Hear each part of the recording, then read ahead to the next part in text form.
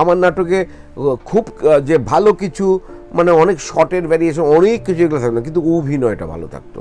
তো বেসিক্যালি মানুষ টেলিভিশনের নাটকে কি চায়, অভিনয়টাই হচ্ছে মেইন। শর্টের ভ্যারিয়েশন এইটা সেটা দেখার জন্য তো ফিল্ম আছেই, যদি ঠিক মতো করা যায়।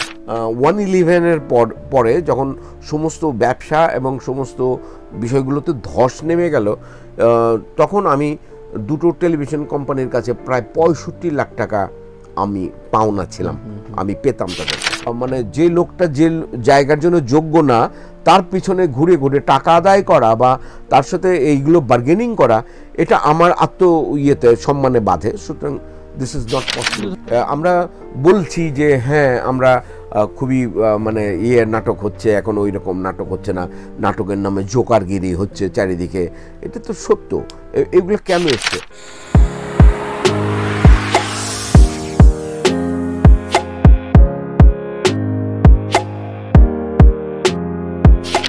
ধন্যবাদ, এই প্রশ্নটা খুব ভালো একটা প্রশ্ন।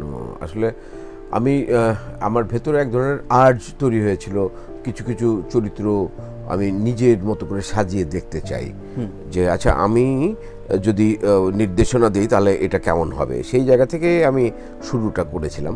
এবং যে কন্টেন্টগুলো আমি নিয়ে কাজ করতাম, তখন বাংলাদেশের যতগুলো বেসরকারি টিভি এসেছিল ওই সময়টাতে, সবগুলার ওপেনিংয়ের যে সিরিজগুলো বা টেলিফিল্মগুলো সব আমাকে ডেকে ডেকে দিয়ে যেত। তো সেই জায়গা থেকে আমি ওই কাজগুলো করেছি। এবং আমি সবসময় চিন্তা করেছি যে ক্যারেক্টার অনুযায়ী কি কাস্টিং হতে পারে, সেটা নতুন পুরানো এটা নিয়ে আমার কোনোই মাথা ব্যথা ছিল না। আমি চেহারায় আমি কাকে মিল পাচ্ছি এই চরিত্রটার সাথে, সেই জায়গা থেকে দাঁড়িয়ে আমি অনেক নতুন ছেলে মেয়েকে আমি এনেছি। পুরনোদেরও ছিল আমার নাটকে, কে অভিনয় করেনি, নূর ভাই অভিনয় করেছে আমার নাটকে, আফজাল ভাই করেছে, আসাদ ভাই, ফরিদি ভাই, পীযূষ দা, মামুনুর রশিদ, প্রত্যেকে অভিনয় করেছে। সুবর্ণা স্পেশালি বলতেই হবে, আর অন্য যারা আছে তারিন, নিশিতা, সবাই করেছে, ওপি। তো সেই জায়গা থেকে দাঁড়িয়ে আমি একটা গল্পটা আমি সিলেক্ট করতাম যে হ্যাঁ পছন্দ হওয়ার মতো। আর আমার নাটকে খুব যে ভালো কিছু মানে অনেক শর্টের ভ্যারিয়েশন অনেক কিছু এগুলো থাকতো না, কিন্তু অভিনয়টা ভালো থাকতো। তো বেসিক্যালি মানুষ টেলিভিশনের নাটকে কি চায়, অভিনয়টাই হচ্ছে মেইন। শর্টের ভ্যারিয়েশন এইটা সেটা দেখার জন্য তো ফিল্ম আছেই, যদি ঠিক মতো করা যায়।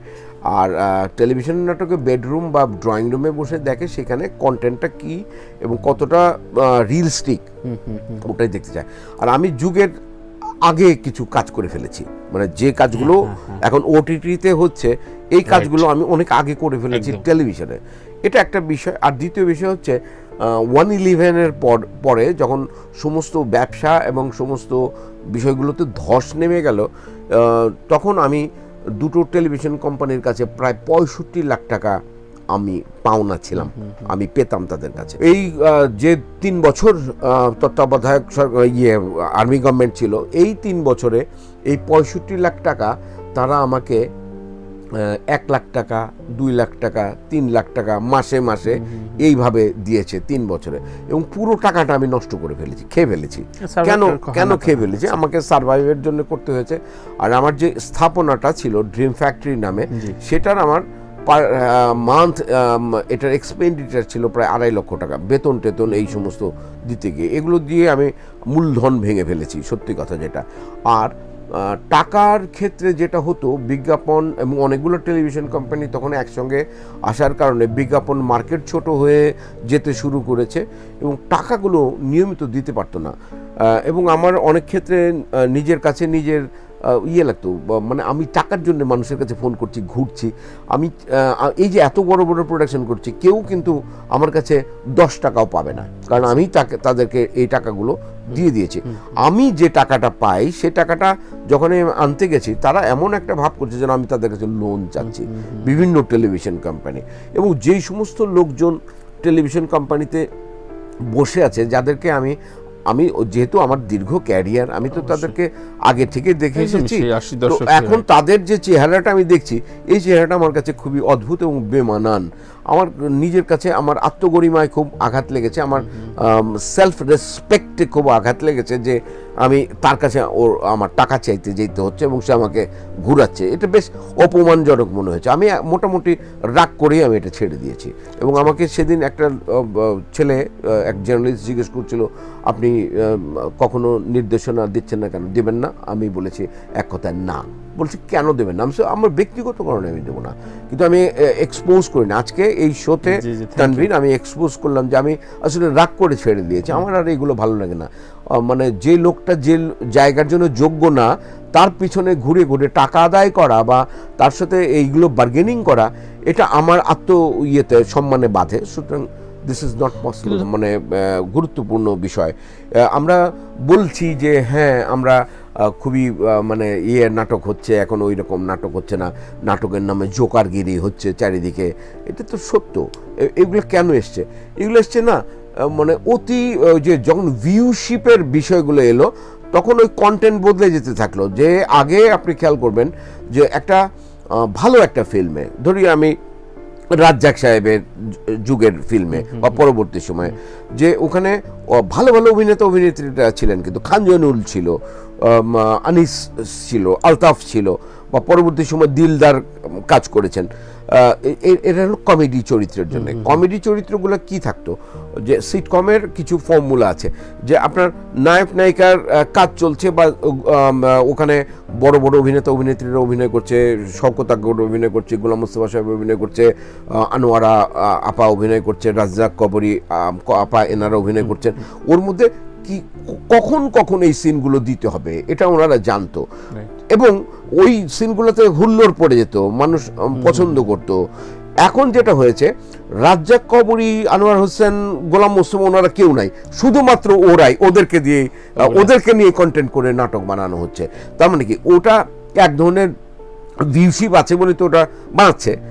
কারণ হচ্ছে যে ওইটা দেখার দর্শক আছে, ওনারা শর্টকাটে দেখতে চায়, এবং যত রকমের অঙ্গভঙ্গি, যত রকমের বিকলাঙ্গতা দেখানো যায়, যত রকমের আমাদের এই ল্যাঙ্গুয়েজটাকে, আমাদের যেহেতু বাংলাদেশে আঞ্চলিক ল্যাঙ্গুয়েজের প্রাধান্য কিন্তু অনেক বেশি, প্রত্যেক 30 কিলোমিটার পরে গিয়ে আপনার ভাষা ডাইলেক্ট চেঞ্জ হয়ে যায়।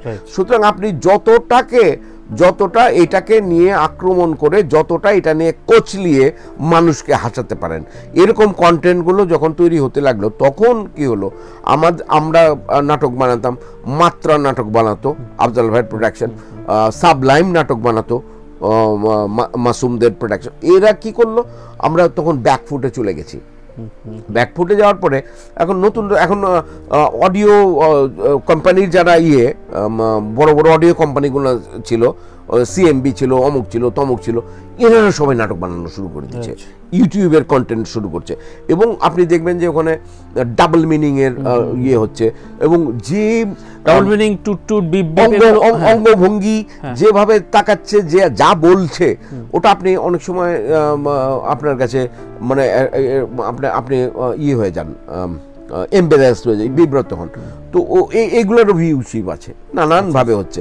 তো যখন আমরা এটা ছেড়ে দিতে বাধ্য হলাম, কেন টেলিভিশন কোম্পানির যে প্রোগ্রামের হেডগুলা হওয়া শুরু করলো, যারা কমার্শিয়ালের হেড, যারা বিজ্ঞাপন আনে, তাদের হেড, তারা যখন ডমিনেট করতে থাকলো প্রোগ্রামকে, যে এই জাতীয় প্রোগ্রামের তো বেশি, ভিউশিপ বেশি, আমার এই জাতীয় প্রোগ্রামের আমি স্পন্সর পাই, সুতরাং আপনারা এই জাতীয় ডাইরেক্টরকে দিয়ে কাজ করান বা এই জাতীয় প্রোডাকশন হাউসকে দিয়ে কাজ করান।